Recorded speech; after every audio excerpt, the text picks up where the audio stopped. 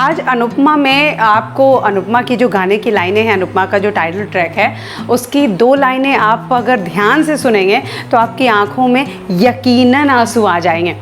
कहते हैं भगवान जिसे सूती साड़ी में भगवान है, धरती से ज़्यादा दुख सहे वो है अनुपमा। सीरियसली अनुपमा को कितनी तकलीफ़ें सहनी पड़ रही हैं। कई बार ऐसा लगता है कि काश ऐसा कुछ होता कि हम टीवी के अंदर घुस करके अनुपमा को वो सारी तकलीफ़ों से बाहर कर देते। आज का एपिसोड आपकी आंखों में यकीनन आंसू ला देगा। वनराज आज अनुपमा के साथ बहुत बदतमीज़ी से बात करता है, अनुपमा को घर से निकल जाने को कहता है और सबसे बड़ी बात कहता है कि तुम मेरी ज़िंदगी की वो सबसे बड़ी गलती हो, मैंने तुमसे शादी के लिए हाँ किया।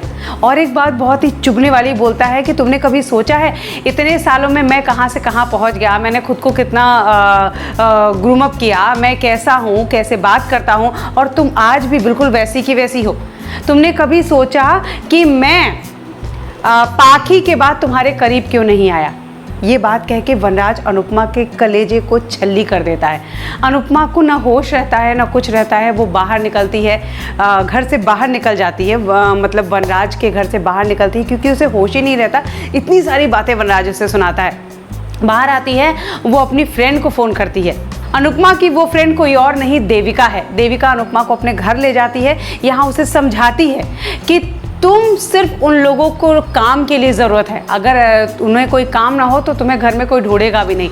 लेकिन अनुपमा तो अनुपमा है, उसके लिए उसका घर, उसकी घर की दहलीज सबसे ज़्यादा मायने रखती है। वो वापस सुबह होते ही घर आती है, यहाँ पर घर के अंदर जाती है और ऐसे में देविका वनराज से मिलती है और वो बहुत बड़ी बात बोलती है वनराज को कि तुमने दोबारा अनुपमा को तकलीफ देने की कोशिश की और अगर उसने कंप्लेन कर दी तो तुम नहीं, पूरा घर जेल में जाएगा।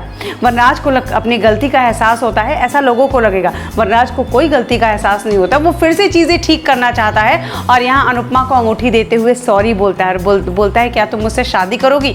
और ये बात काव्या देख लेती है। वनराज लगातार ड्रामा करता जा रहा है, सिर्फ अपने एक्स्ट्रा मैरिटल अफेयर को छुपाने के लिए वो अनुपमा के साथ वो अच्छा बनने का ड्रामा करता है, अच्छा बनने का नाटक करता है। लेकिन अब उसका ये नाटक जल्द ही सबके सामने आ जाएगा क्योंकि काव्या अब ये बर्दाश्त नहीं कर पाएगी कि वनराज अनुपमा को इस तरह प्रपोज कर रहा है, उससे शादी की बात कर रहा है। क्योंकि काव्या ने कुछ ही दिन पहले वनराज को कहा था कि जितनी जल्दी हो सके तुम मुझसे शादी कर लो अनुपमा को डिवोर्स देके। अब देखना यह है कि वनराज का ये ड्रामा कितने दिन चलता है और अनुपमा के सामने उसकी सच्चाई कब आती है।